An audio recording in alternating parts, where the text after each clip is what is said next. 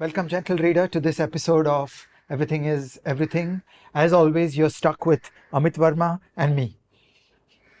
I want to tell a story from the deep past. See, I have the white hair to prove it. Okay, I know a deep past. I know a deep past of India that most of you in this audience do not. This is a past where the state of the art electronics was something exotic in India and it was unavailable owing to Indian protectionism. Okay, so the Indian government thought that you could foster the growth of Indian industry and the success of Indian firms through self-reliance, and there were trade barriers, and it was just very difficult to find many kinds of modern electronics in India. So you could get some consumer stuff, but you went a little offbeat and you just couldn't buy these things. And then there were elaborate subterranean chains of informal market, some would say a black market, whereby you could obtain those things and you had to ask people traveling to buy you something. And for me personally, the most amazing purchase of those years was one of the early chess computers. So I had a tiny little device where you would move the pieces and a LED would blink and it would tell you how to move. Boss, I had the same one. Oh my God. Wow. Continue. Okay, but these were difficult exotic things to get. Like we had a neighbor who was flying to Singapore who brought this thing back for us. Okay, and you would think this is but a distant memory. Okay, the world has finished with this kind of protectionist nonsense and there is openness in trade and there will be, large scale open dealerships and modern retail and you could pretty much buy anything anywhere.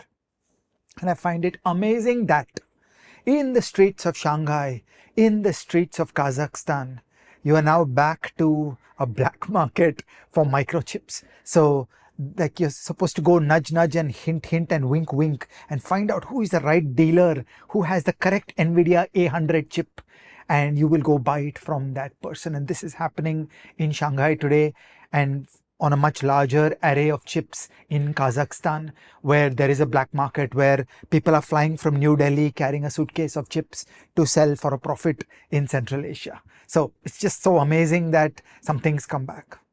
Our last episode was about knowledge lost and knowledge regained. And it's like we don't learn from the lessons of the past. It's the same shit all over again. And just in case, gentle reader, you're wondering what we are talking about, when was India this bad? You are clearly born after 1991.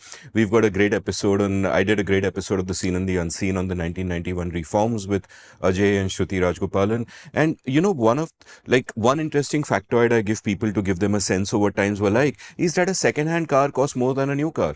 Because a new car would have a wait list of 7 years. You have to wait 7 years till it's delivered. So a second-hand car was available immediately. It didn't matter what the condition was. The price reflected the value as it were. So, those days were bizarre, but we'll link a bunch of episodes on the 91 reforms. So please do check those out. Today, though, we are going to talk about, what we've called the tech wars, the global tech wars starting today, which has led to industrial policy, tariffs, protectionism, the same kind of shit happening, US versus China, different poles, and it almost feels as if the world is going backwards. So we are going to break it up by first talking about what's going on, how the war is being fought, and the why. And then we are going to go into our own positions on it, and you will find us disagreeing, and so on and so forth. So this is complex material. We don't yet know how this story is going to work out. There is legitimate room for thinking and arguing and disagreeing. And many gentle readers will basically end up voting on how this story is going to go in terms of their plans, their careers, their investments, and so on. This is a giant phenomenon reshaping the globe. And for better or for worse, we all have to buy tickets in this horse race.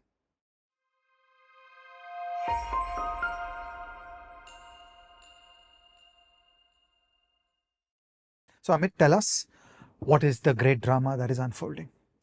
So, we'll link to a bunch of pieces on this. And, really right now, the first draft of history is being written. There's a wonderful piece by Greg Gibb in the Wall Street Journal, which kind of details what and the how. I'll briefly try and summarize it. Until recently, there was a bipartisan consensus in the US across the aisle across the Democratic and Republican parties that, hey, number one, free trade is a damn good thing, and number two, we should engage with China, we should be friends, etc., etc. Right? And so it's almost like the end of history, as it were, to use Fukuyama's often misinterpreted phrase that we'd figured shit out, we knew that trade wars don't help, etc., etc. It was like this. Circa 2016, even before the elections happened, you heard voices from within the Obama administration, including from Jake Sullivan, who is now the National Security Advisor, kind of beginning to question this. So it wasn't as if everything happened with Trump. Now, Trump came to power on the back of a lot of simplistic rhetoric, right? One of the reasons for his success, I've often speculated, is that he came up with these simple narratives which everyone could understand. And these simple narratives were wrong, but people could get them. So, for example, a lot of his appeal was to the American Midwest, where there had been loss of jobs and, it felt like life had gotten worse. And he would tell them that, look, here's the deal, that number one, and immigrants are coming and taking your job, so anti-immigration message. And number two, your jobs are being shipped overseas, so anti-trade message. So when Trump comes into power, he pivots completely and he goes against China, and we'll discuss the how of it shortly. In 2019, it seems that there is hope when Joe Biden, who is going to be the next candidate eventually, tweets against him. He says, I will reverse Trump's policies. But by the time Biden comes to power, there is actually dissent in his own administration on what to do. Janet Yellen, who's his Treasury Secretary, says that, hey, let's engage with China, let's lower the tariffs, let's go back to the good old days. Catherine Tai, who's the Trade Secretary, and perhaps where you stand depends on where you sit. So she says that, no, we need higher tariffs. And Jake Sullivan is a National Security Advisor. And eventually, that's the person that Biden kind of agrees with, and we go in that direction. And now, for the first time, there is a bipartisan consensus in the opposite direction. In just 8 years, everything has switched around, and the consensus now is that we are at war with China.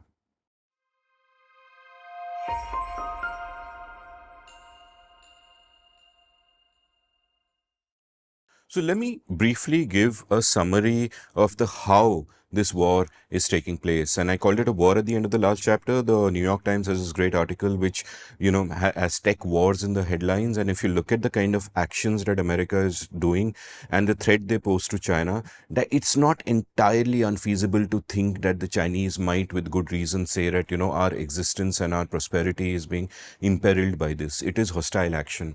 And this is what you could describe as a three-legged stool, right? And there are three legs to this. The first is industrial policy, where the Americans are saying that there are certain areas where we need to beef up our development, and we are going to do that with heavy subsidies. For example, TSMC of Taiwan announced in 2020 that, we'll open a fabricating plant in Arizona, and they were offered subsidies, and now they're opening 3 of them, in fact. And why they are critical is something we'll no doubt come to later. So that's industrial policy. Again, something that, India tried in the 50s and 60s, and it's not a good way to think about the world. The second is tariffs, where they've imposed tariffs on various Chinese goods and chips and etc., etc., and that's one way of hurting them, and the tariffs have just gone higher and higher under both the Trump and Biden administrations. And the third is export controls, where the idea is that if you want to stop China from developing all this indigenously, you need to stop the flow of IP, for example. You need to stop the flow of chips and anything that they might need to help them get ahead. A lot of scientific progress today doesn't happen by trial and error and experiments. A lot of it happens by simulation. Simulation at scale need, high-powered chips and all of that. So that is another way. So this is the three-pronged stool, industrial policy, tariffs, and export controls. So would you like to elaborate on these? Yeah. It's hard to even imagine the scale and depth of the export controls. The only good analogies are found in pre-1989 export restrictions against the USSR. So in the way that the West blocked off the USSR, at the time China was a very poor country, it was not relevant. So at the time the focus was on the USSR. What is being done now is something comparable to that. So let me run through the pieces that the United States and its Western allies, this includes decisions in Japan, in Holland, in Germany, and so on. So while a lot of the first moves came from the United States, today all the advanced economies are more or less singing the same tune. Proposition one, there are certain things that cannot be exported. So for example, the machines that ASML makes, the most advanced chip making machines of the world, cannot be exported to China and Russia and their allies. Second, you can't even export American software and American tools that are used to make these semiconductor chips. And actually, there is a global monopoly there in the sense that all the semiconductor work of the world is done using 3 American software systems. Further, the way the world works today is you can't be an Indian company using American software, doing chip design and sending the design to a Chinese vendor. So the depth is extreme, that if any company anywhere in the world will use American tools, American software and do work for a Chinese customer, then they will be sanctioned as well. And on top of this, the Americans announced restrictions that if you're an American citizen or a green card holder, you cannot work in these sectors in China. Okay, and thousands of critical leadership, scientific and engineering staff had to leave China or choose to adopt a Chinese citizenship. But you could not have your cake and eat it too. You could not be an American citizen and also work in a Chinese electronics company carrying advanced knowledge into there. So it is an amazing depth of export controls that is sought to be imposed upon not just China but the whole world. And I think all of us need to pause and understand the scale and complexity of what is being done. And a particularly pernicious piece of legislation about this is the FDPR. And I'll just read out a line from Alex Palmer's NYT piece to indicate how pernicious it is. Under the FDPR, foreign-made items are subject to American controls if they were produced using American technology or software. It is a sweeping assertion of extraterritorial power. Even if an item is made and shipped outside the United States, never once crossing the country's borders, and contains no US origin components or technology in the final product, it can still be considered an American good. And the earliest and primary target of this was, of course, Huawei. But it's kind of staggering, the sort of the hegemonic implications of this. Yeah. So the scale of these restrictions are just breathtaking. We've never seen them before. So for right now, we'd just like to show the 3 legs of the stool. And if, gentle readers, you have not been watching this space, then you should wake up and start understanding the scale and scope of what is being done.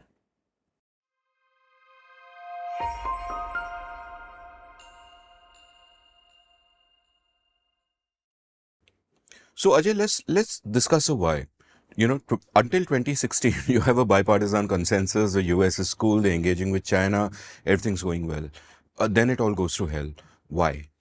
This is deeply related to our previous episode on the third globalization. This is an intensification of that kind of issue. Here are the steps in my reading of the journey. In the beginning, there was a very warm feeling in the United States. They felt that they had a civilizing mission in China.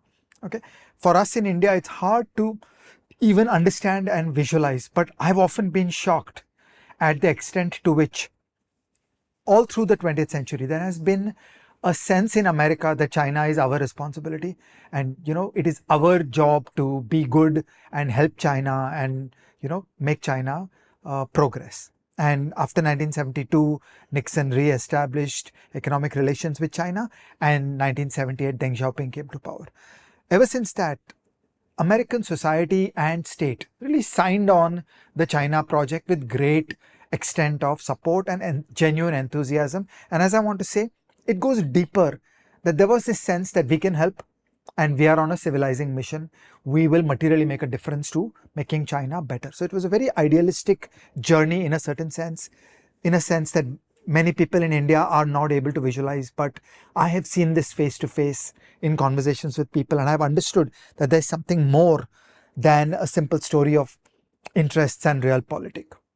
And then came the collapse of the USSR in 1989, and then you got the whole euphoria around the end of history. At that time, the worldview of a lot of people was that we're now done. This entire nightmare of 2000 years of fighting between Persia and Athens has come to an end, and Athens won. And now everybody is going to wake up and become smart, and they'll understand there's only one game in town, it's liberal democracy. So the mood was that, look, the folks in China know what they're doing, they're sensible people, they'll wise up and they will become a free market economy located in a liberal democracy. Just give it time, let them sort it out. For the rest, we will help. So there was a very idealistic vision that we will collaborate, we will give them the keys to globalization, we will give them complete access to science, technology, investment, trade, everything. So Bill Clinton championed the participation of China in the WTO. And by the way, a series of promises were made by the Chinese government at the time of the WTO participation by China, where by and large they cheated and they did not live up to their part of the deal. Okay? And similarly with the USSR, which turned into Russia, and also similarly about India.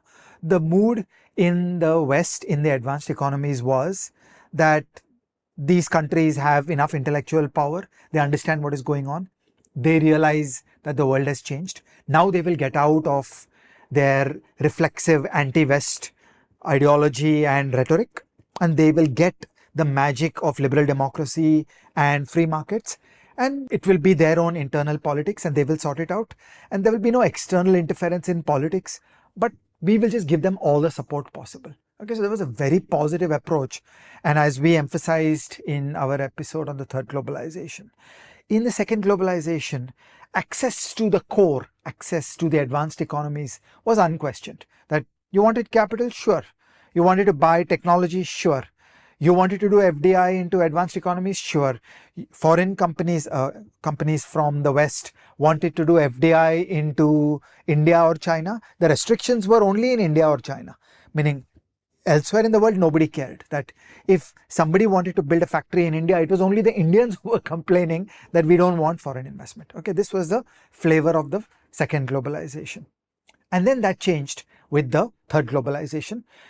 In the third globalization, the core of the advanced economies that make up 65% of world GDP has changed its tune. Okay, and now they are saying that connections into globalization, access to globalization, participation in the core is conditional on good behavior on military affairs and foreign policy. Okay, it is not unconditional. You cannot do whatever you want and expect to fully participate in globalization. Why did this change? How did this change? Certainly one big trigger was the rise of Donald Trump and the Trump tariffs in 2018, which, as you correctly say, are not just a Republican or a Trumpist position. It's not just the MAGA crowd, it is sound old style Republicans who think like this, and it is the Democrats who think like this. From about 2016, 2018 onwards, the mood started changing and people started getting nervous around too much bad blood. There was too much bad behavior. It included Chinese IP theft. There are entire factories and products that were built by Chinese theft of software supported by the government, which went into Chinese routers, and this is considered patently unfair. Similarly, the strategies of cyber attack, both China and Russia created a whole approach of violating norms and rules and protocols and laws in the advanced world. And one by one, people started saying, you know, this doesn't work for us, that we are giving unconditional access to globalization, and there is a minimum behavior on the other side that is required. It is also about size. So India has been a prime exponent of misbehavior on trade. Okay, India has always had protectionism and demanded that the other side should be open to trade. Okay, and the mood in the West was partly that, yeah, these people, they'll figure it out, let them take time, good sense will prevail eventually. But also it helped that India is a small country. India is inconsequential. So, you know, a little bit of misbehavior here and there in terms of protectionism in India doesn't materially move the needle. But in contrast, China became big. China became systemically important. And then the footprint of the Chinese actions on global markets started becoming more and more important, to the point where it started becoming very painful. And then came the war in Ukraine. Okay, so then Russia invaded Ukraine, and suddenly all these debates flared up that you could very credibly argue that the Russian invasion of Ukraine was funded by European gas purchases and implemented using weapons in Russian factories that contained German machine tools and Western electronic components. So then a whole bunch of people started asking that, what sense does this make? That why are we putting lives at stake in Ukraine and spending money to support the Ukrainian economy and sending defense equipment to Ukraine to overcome a problem that has been enabled by us? That if you were not buying gas from Russia and not giving them the advanced machine tools required to make defense grade components and not giving them those microchips, then the Russian defense equipment would work much less. It would be much less good. So suddenly these questions once again came to the fore. Now in all that, there was a call to make in China, that China could either have gone soft or China could have pressed the accelerator on its estrangement. Coincidentally, around the same time, the Chinese economic model was falling apart. Okay, so Xi Jinping came to power in 2012-13, and it was a very bad event for the Chinese economic story. We have a EIE episode on how the China model is broken. There were always difficulties in the China model, but in the hands of Deng Xiaoping and his successors, they were trying to fix it up, they were trying to make it work. By the time you got to Xi Jinping, the thing really fell apart. Xi Jinping concentrated power, centralized power, crushed the emergence of a meaningful political system, sort of put an end to Deng Xiaoping's project, and you and I have often argued around its interpretation, and I say that Deng Xiaoping failed, that his dream of trying to turn China into a normal country fell apart because in the end you just got back to a communist country, and Xi Jinping did all that. And then inevitably the private sector got disenchanted and it walked away. So the foreigners left, FDI declined, growth in exports went down, Chinese capitalists and the Chinese elite started giving up on China and leaving, and the China economic model went into collapse. In this situation, Xi Jinping chose to double down and side with Russia and support the Russian invasion of Ukraine, and also continue to do saber rattling about Taiwan. And Xi Jinping did not do anything to reassure the West and the advanced economies that no, I'm not a rogue nation.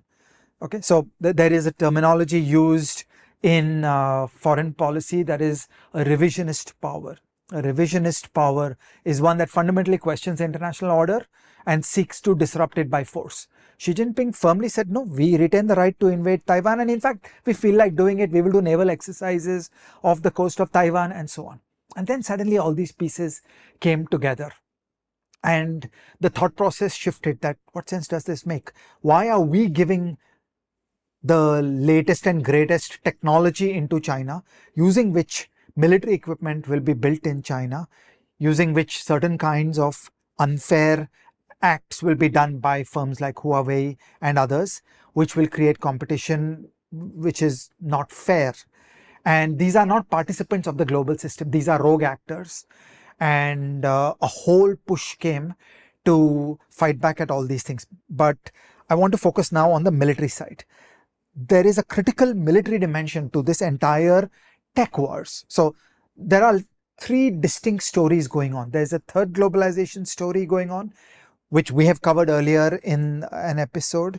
There is a tech war story going on right now, and there is the third distinct story, which is a very short-term here and now Chinese macroeconomics problem. I don't want to dwell too much on it right now, but right now I just want to say there's also a third story going on right now, which is just the last 1 year. There is a Chinese macroeconomic problem going on around overproduction and new trade theory and so on, and I just want to push that aside. For our present discussion, the debate is military. It's just about military affairs. That where are you on global state-of-the-art defense production? What is the nature of the defense industrial base if the West is going to fight a war with China in Taiwan? And Xi Jinping keeps on being belligerent and saying it's my birthright to invade Taiwan, and also there is significant lethal aid going from China to Ukraine. In that case, the mood in the West has shifted. In that case, they want to say that we will interfere with your ability to have the latest and greatest technology. So before I come to my next question, I just want to flesh out that disagreement we have on Deng, because I didn't mention it during the China episode and I should have. Number one, I think Deng is one of the great men of history because he got hundreds of millions of Chinese out of poverty. And when you say he failed, hundreds of millions of people out of poverty means hundreds and millions of successes. So you're defining the failure as some random abstract project in your mind. And I feel that he succeeded magnificently. And even as far as that larger abstract project is concerned, I would argue that he increased the probability of success much more than if a Mao-like figure was in his place. And therefore, it's almost like saying that had Indira Gandhi not called off the emergency, would you have said Nehru failed? And I would have said no. No, I disagree with that. He increased the probability of our being a democracy. The fact that something down the line happened in a deeply complex world that he could not control is not his failure. Fair enough. I think in terms of national development, and ultimately the game is to become an advanced economy, which is around building a market economy located in a liberal democracy. It is about establishing conditions for the blossoming of personal freedom. And these are all statesmen playing in that space, and success and failure. So we say Jefferson and Madison succeeded. That thousands of things happened, but they put that project on the right journey, and in the end it worked. So if Trump wins the elections and cancels democracy, and then I will say that the drafting Jefferson of the Constitution was wrong. Yeah, that Constitution did not deliver the goods today. Yeah. No, I can't, I can't disagree more strongly. But we'll move on. You mentioned the why. My question to you is: do you agree with the why? I'm sympathetic to the why. You think about it. Focus the mind around the Ukraine war. It is better to do economic warfare than to do real warfare. So if the choice is killing people or interfering with economic prosperity, I would take interfering with economic prosperity. So as an economist, I always want conditions of world peace and full globalization. But if this is the way the trade-off is put, then I would support things that reduce the ability of rogue powers. And that is where foreign policy and military affairs do come to precedence around a core of the world which is comfortable with each other, where there is not something prickly and angry and unhappy between the countries, and nobody wants to go to war with each other. So there used to be this old saying that two countries which both have McDonald's have never gone to war with each other. Well, Russia invaded Ukraine and both countries had McDonald's. So, those old thumb rules around good behavior and prosperity no longer quite apply. And then you're presented with the stark choice that there is a hot war there. And, Xi Jinping kept on saying every step of the way, he never backed away from the position of China as a revisionist power. He kept on articulating his anger and hatred at the advanced economies and the global system. He kept on saying that I reserve the right to invade Taiwan, and you know what, one of these days I will. He never backed away from saying, no, Taiwan is a nice country and we'll make peace, we'll figure out how to coexist with Taiwan. And he engaged in lethal aid with the Russian invasion of Ukraine. So when all this comes together, I think that this is a reasonable strategy to proceed. So, I just disagreed with something you said in the China episode that I hadn't disagreed then. So let me voice a similar disagreement with the third globalization episode that I've been thinking about. At that time, your novel insight, and you've written a column on it also, we'll link that as well from the show notes, is that it isn't that globalization has ended. You defined a third globalization where globalization largely continues, but rogue players who don't play by the rules, they don't get to be part of the system, namely Russia and China in this context, right? So Iran, North Korea. Sure. So, but I'm trying to steelman your position. That's correct. So my position there is that I think the third globalization is no more globalization than crony capitalism is capitalism. I think that freedom and voluntary action should not be instrumental but foundational, should not be contingent but core. And I think it breaks down if you're going to be selective about it. I mean, if America says that, hey, if you're not part of the global order, we will punish you. Who defines a freaking global global order. What arrogance on the part of America to say this is how we want it. Now, all the points you raised are really valid points. I agree with them, like Chinese IP theft and etc. etc. But the point is that you can equally look at many things on the plus side. You can look at a way in which free trade between America and China benefits both the Chinese people and the American people. And it is the Chinese state and the American state where there are warring factions who are then playing these games against each other. So I have a deep disquiet with this. I don't have a solution to what you do about the Chinese IP theft, for example. Okay, I don't have a solution of China is saying they'll invade Taiwan. What do? You got to do something. I agree that you got to do something to protect Taiwan, but precisely what it is, I don't know. I just feel a disquiet about it because economic warfare hurts the people on both sides. Secondly, we link to a piece by you and Neela Patnaik, which is about new trade policy, but where you support restrictions on Chinese goods and etc. etc. And I was reminded of that by something Noah Smith said in one of his newsletter posts, where he spoke about the drone dominance of China. China dominates the manufacture of drones. DJI is one of the biggest drones. And the ways of dealing with that is, number one, America can try all kinds of export restrictions, blah, blah, blah. And number two, they can deregulate the domestic industry so more people make drones in America. So similarly, if there is a problem with cheap Chinese goods coming down here, my argument would be that, boss, we have constricted our manufacturing industry in ways that you and I both agree on for decades, and we need to remove that and allow Indian manufacturers to compete in a global market, including China, because that is how Indian manufacturers will reach a certain level. The metaphor I would do is that, let us say that we are sick. There are sick people here, and our local doctors are not good enough. So we are getting doctors from outside. And then you say, no, doctors from outside are, etc., etc. You know the argument. The solution to that is whipping our local doctors into shape by allowing them to compete, and not by banning the outside doctors, because then the patient will die. And I only mention this because, to me, economic warfare is economic warfare. I understand your point that the new trade theory argument and what's happening and, dumping cheap goods here is one argument. It's a different debate. It is not part of this debate, military and tech wars and all that. But to me, economic warfare is economic warfare, and I'm fundamentally against economic warfare at all times. I think even if you unilaterally open up free trade and reduce tariffs, even when the other side doesn't, people on both sides benefit, and it is that mutual benefit game we have to play, and not a race to the bottom. So I want to say three quick things. The first is an analytical claim that regardless of our beliefs about it, it is interesting and important to look at the world and say the second globalization ended, we are now in a third globalization, and to describe it. Okay, that's just a factual position. Agree. Regardless of whether we think it's good or bad, it is. And the new rules of the game are that there is a core of the world economy. There has always been a core and periphery. Okay. In the second globalization, the periphery was given globalization on a platter. They've given access to globalization on a platter, saying there are no checks and balances, there are no rules, you're welcome. And the bottlenecks were always on the other side, meaning it was always India that was putting barriers to globalization. If any Indian entity went to London and tried to shop around for either finance or technology or trade, there were no restrictions on the other side. Like, there are funny situations today of trying to negotiate a free trade agreement against Switzerland by India. And the humor of this is the Swiss have no tariffs against anything from India. So what are you going to negotiate? The Swiss say we are already at zero. Now you are the one that has to get your tariffs down. Okay. So the first is just a description that in the third globalization, there is a core of the world which has been there for a long time. And that core has decided that access to globalization is no longer a free lunch, and it can be unfair, it can be rules based, we can debate all that, but the fact is the world has changed. The second conversation is it wise and optimal for the core to have done this? It's a fair debate.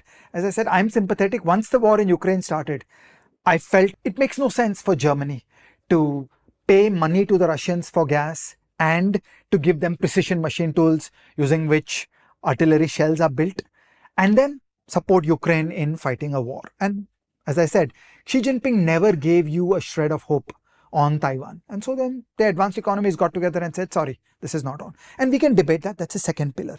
And the third and distinct pillar, the dates are very important, is really the last 2 years. So the Trump tariffs is, as you correctly said, the 2016 to 2018 debate. Then the military and the technology dimension came in 2022. Okay, so our episode today is about tech wars, and that story began from 2022. And then separately, there is a very unique Chinese macroeconomic situation. So we had made a episode where we described how the Chinese economic model is broken. And, I think we were right. We were on the right track. And there has been a Chinese macroeconomic meltdown going on after that. And that leads to unique novel situations in the world economy, the kind that have been described only in models before and have never before been seen in the reality. And I would just like to keep that separate from our today's discussion, which is about the global tech wars. So I have two things to say. And thing number one is that I object to the use of zero-sum language for a positive-sum game. For example, when you say that the core decided to give globalization to the margins, what is give globalization? It is not as if you're doing somebody a favor. You're doing yourself a favor by freely trading with people. So when the Swiss choose to have zero tariffs for Indian goods, even when India has tariffs for Swiss goods, the Swiss are also benefiting. They're doing it for their own benefit. So, I think sometimes the language is important. And secondly, I buy your point about the escalation in the last 2 years since the Ukraine war. And, both of us feel incredibly appalled and horrified at what kind of happened there. So I get that argument. But the FDPR was May 2020. All the rhetoric against Huawei and all that, not just from Trump, but even across the aisle, has been happening for a while. The critical milestone around these draconian US export restrictions, I believe the date is 7th October 2022. So these events are shaped that by October 2022, we were thinking about the war in Ukraine, and China had made it clear that, they will support Russia in the invasion of Ukraine. And October 7, 2022, what really happened was this the American agency, which otherwise wasn't, that active at the time, suddenly leapt into action. So they were at their peak, this particular agency, during the Cold War. When at the time when the Soviet Union was powerful during the Cold War, they would give, I think, 100,000 export licenses per year because you would have to take a license from them to go ahead.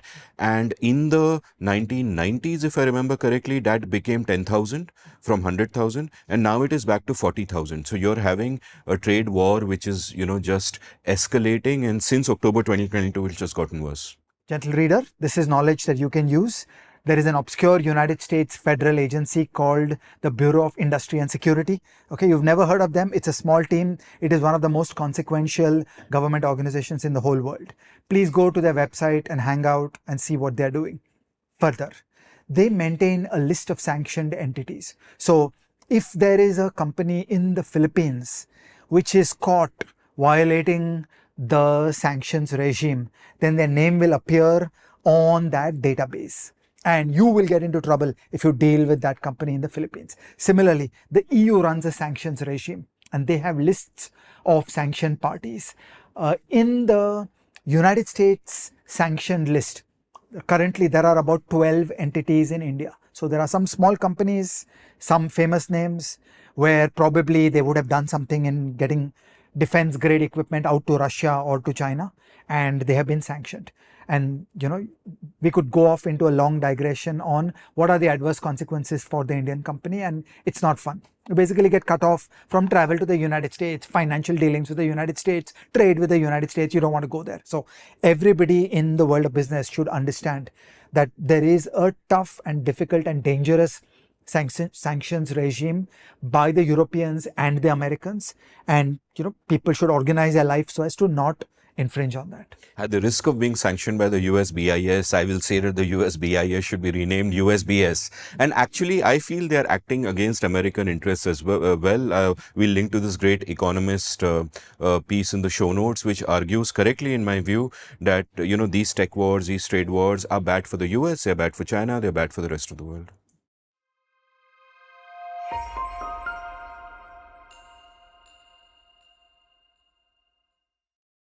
So, Ajay, how does this play out now? What happens here? We've entered this interesting game, no matter how we view it. What are the possible implications of this? So, of course, everything we think here will now be speculative. Let's riff on this and try to imagine what will happen. So the first is, as you said, US export controls are not new. They've been there since the Cold War. So that was part of how the West won the Cold War, that the Soviet Union was not able to keep pace with Western science and technology, and they were cut off from buying things. I just want to link back to our previous episode that it is very hard to make a pencil. It is very hard to make an iPhone. Once you are cut off from international trade and international knowledge and access to expertise, it fundamentally contaminates the ability of anybody to participate. So, we played an extreme counterfactual that all the fabrications, all the artifacts of the world vanish, and we're just a bunch of 7.5 billion naked people wandering the world. How will we ever build a pencil again? Okay, think a milder version of this, that you are inside the USSR and a whole array of cutting edge high tech is cut off. So they try to do self-reliance. Okay, and contrary to what people believe, that, oh yeah, you can always catch up through self-reliance, you will have fire in the belly, you will try harder. Sorry, it did not work. The USSR was not able to catch up, not least because it was an authoritarian system.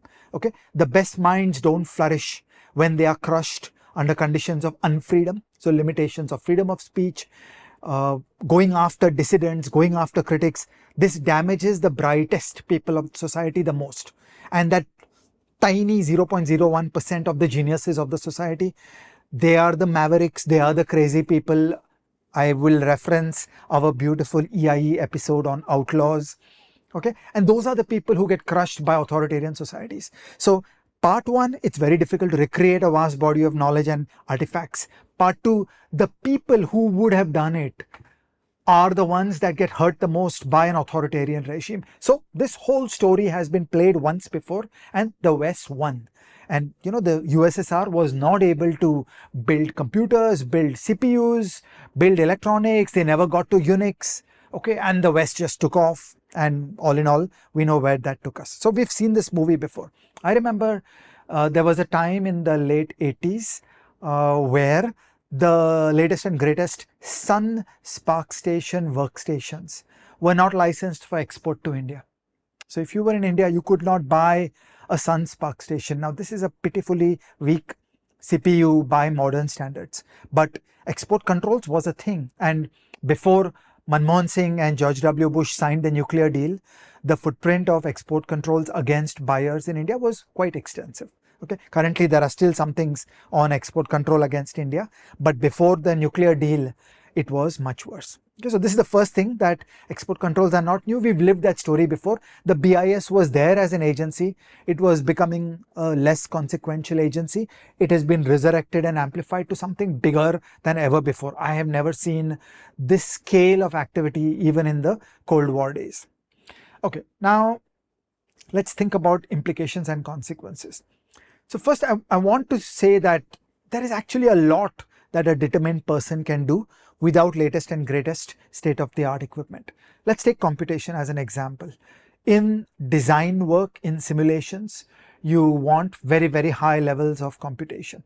If you put me behind a barrier and you give me very bad equipment, actually the human mind is endlessly clever and will overcome in all kinds of ways.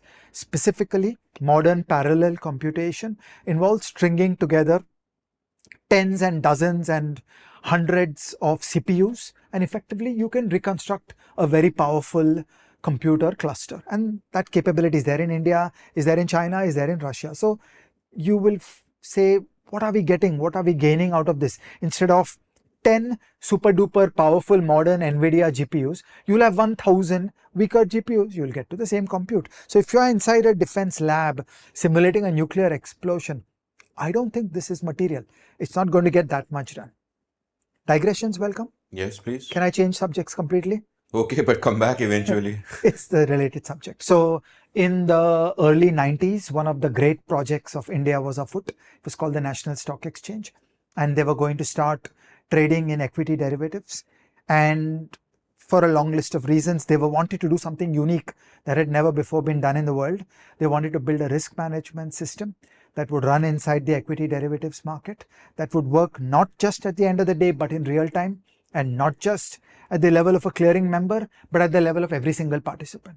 Okay, and there were, I think, correct reasons for upping the demands and asking for a crazy escalation of the sophistication and the capability of the derivatives risk management system.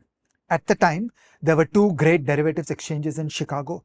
There was the CME, the Chicago Mercantile Exchange, and the CBOT, Chicago Board of Trade. These were the two great exchanges of Chicago. So Ashish Chauhan, who is now CEO of NSE, and Susan Thomas were deputed by the NSE to go visit Chicago and study these two risk management systems and choose which one to buy. Okay, so the mandate was, we're going to buy one of these and please compare the two and choose. And it would all have involved insane amounts of money and insane amounts of high-end computational power to run these risk management systems. And remember, there were two levels of performance escalation. It was sought to be done in real time, and it was sought to be done at the level of every single participant. And they came back home, and Susan suggested to the leadership of NSE, Ravi Narayan, Chitra Ramakrishna, that these systems are not very good. They're 70s technology. They're kind of like dull, obsolete stuff, and we can do it better. And what can we do better? We can build a Beowulf cluster, as these are called, where you string up a large number of cheap Intel CPUs and you do parallel computation. Because the calculation for Amit is fully parallelizable, is embarrassingly parallel compared to the calculation for Nomsita. They are not in one sequence. So this calculation can happen separately on one CPU. Her calculation can happen on a second CPU in parallel. So we can just add up the power of many, many CPUs. And I remember there was the IT leadership of NSE who thought this is all a little crazy, and also felt that real-time though is impossible, and people in the room all came to blows, and Ravi Narayan split the difference by saying to Susan that we will fund you in IGIDR to build a proof of concept. If you can do this at proof of concept, we'll take it. Okay, so you guys say it can't be done. Let's see. Can you do a proof of concept? And there was an agreement that proof of concept would be 100 trades a second, 200 calculations a second, which was beyond the capability of what the incumbents thought was possible.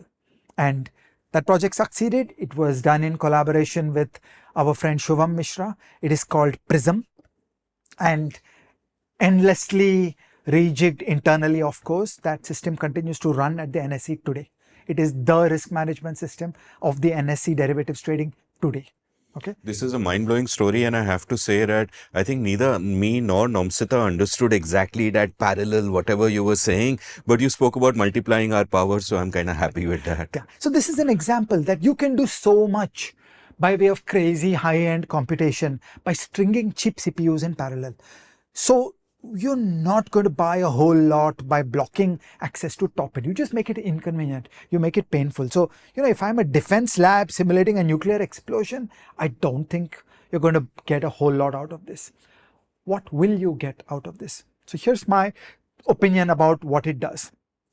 If you set an objective target, a fixed target, a nuclear bomb, okay, then this is useless, because a country inside a sanctions regime will do this kind of hard work and get to that nuclear bomb. It's just a matter of time. It's a little bit of a delay, and you're not going to achieve anything. However, there are two kinds of situations where these sanctions can be material. The jury is still out, but there are two classes of situations where these sanctions can be material. Consider the drone war going on above the air in the Ukraine war. Both sides are going at full tilt, innovating, building better drones. Every day there is scientific and engineering innovation to make better drones. In this, it's an arms race. So the thing to focus on is, it's not an objective target, a fixed objective of a nuclear bomb. It's a race. What matters is, am I better than you? It doesn't matter where we are in absolute terms. And then the question arises that blocking access to modern high-end chips, does it interfere either with the manufacturing ability of a Russian drone or the design capability in the labs where DJI is designing the drones? And the answer is maybe. Okay, we don't know this. The jury is still out, but maybe. That if DJI has to suffer finding their Susan Thomas and getting 1,000 CPUs together, it is inconvenient, it is slower, it is painful. And will it buy time where their release is 1 month, 2 months behind what NATO militaries are able to do? Then you've achieved something, because 1-2 months of a lag in the science and engineering suffices, because then the Ukrainian drones will kill the Chinese and Russian drones on the battlefield. You don't need to indefinitely be better. You only need to be a little bit better. 2 months from now, they will catch up, but 2 months from now, this side will also be ahead. So that is one conception of a race. That if you think of this as an arms race, then in an arms race, being a little bit superior is all that is required. You just have to be a little bit ahead. Of course, both sides are innovating all the time. And the second kind of arms race is competition in markets, that there are many product markets which are a bit of winner takes all global competition, and small improvements in technology can shift market share here and there. And so potentially the idea is to handicap the ability of the Chinese companies to dominate a couple of important global markets. And this is the theory of change. Again, I don't want to put this up as an inevitability. We don't know. Okay, the jury's out. We know that during the Cold War, the Western export controls against the USSR worked. We don't know whether this wave of export controls against China are going to work. But this is the sort of reasoning that goes on in thinking about will it not. As I say, I think with a fixed target like a nuclear bomb, no, there's no hope in hell. But in terms of running a race, can you be a little bit ahead in product launches in the core versus product launches from the periphery, including military gear? Is my artillery gun a little bit better than your artillery gun? Okay, and if so, it's material on a battlefield. We're fighting a hot war right now. The rationale sounds great, and as Donald Trump would say in all caps, we have the best plans. But the great geopolitical and military strategist Mike Tyson once said that the best plan only survives till you get punched in the face, right? Amit, quote him correctly. Soundbite, everybody has a plan until they get punched in the mouth. It's not everybody, it's everyone. But anyway, we don't need to be precise. You get the drift of it. See, my thinking about this is this, that all of this rationale sounds great, but unintended consequences will compound. There is something called reflexivity. There is a real world. For example, one line of worry is, how does this impact Taiwan? How does this impact China deciding to invade Taiwan? On the one hand, you're saying that we are putting incentives in place so they don't dare to do such a thing. But on the other hand, you're squeezing them and making them desperate, and you don't know how they'll react. Secondly, let's look at chips itself. What has happened undoubtedly is that China is ramping up production of legacy chips. They already dominate legacy chips. Chinese export of legacy chips to the US are a tiny fraction of what they are to EU and the rest of the world, and they're doing really well there. So American sanctions alone against them won't affect that.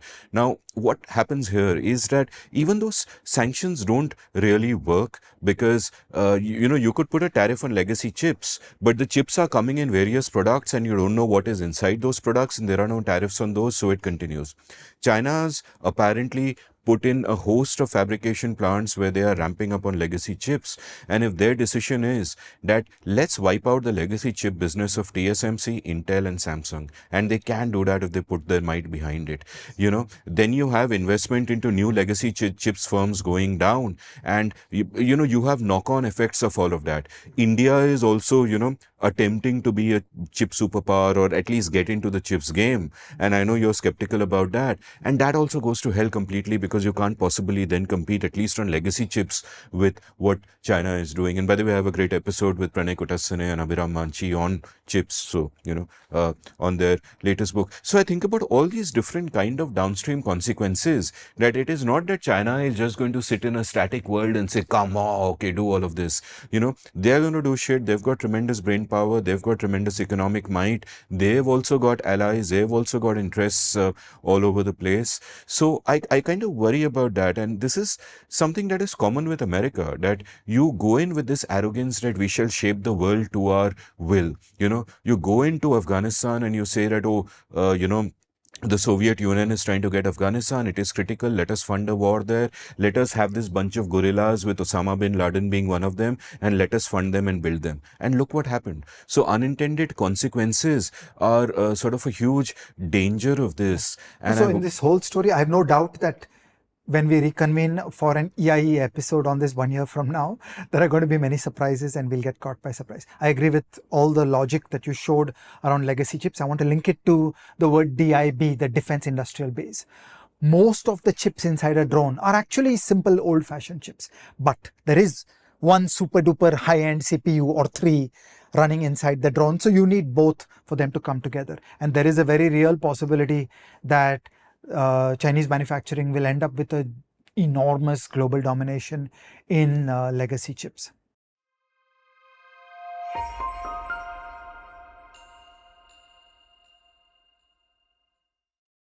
Amit, what are your cool recommendations for today? So I have a bunch of cool recommendations. One is When the Chips Are Down by Pranay Kotasane and Abhiram Manchi. Pranay is a dear friend of both of us. I've got a great episode with him on The Seen and the Unseen. Also Chris Miller's book Chip Wars. So they'll tell you all about the semiconductor wars and what's really going on, and they'll demystify all of that. The other two books I want to mention are both by this fantastic scholar Yun Yun Ang. How China Escaped the Poverty Trap and China's Gilded Age. I think they're critical books to really understand what's gone on in China over the last 30 years and why I don't really buy a simple caricaturish view of China. That yes, I agree with you largely on Xi Jinping and the damage that he is causing, but China is a deeply complex country where wonderful things have happened in the last 30 years, and I have a lot of hope from there. So I don't have a good versus evil Cold War analog view of the world. So these are my recommendations. And on a similar note, my recommendation for today is a conversation with Michael Pettis. Michael Pettis is one of the world's good experts on China. He lives in China. He gets this stuff deeply. And on the local context of Chinese macroeconomics, the collapse of the China model, and the short-term difficulties of Chinese overproduction and the global protectionism against China, this interview is just absolutely eye-opening.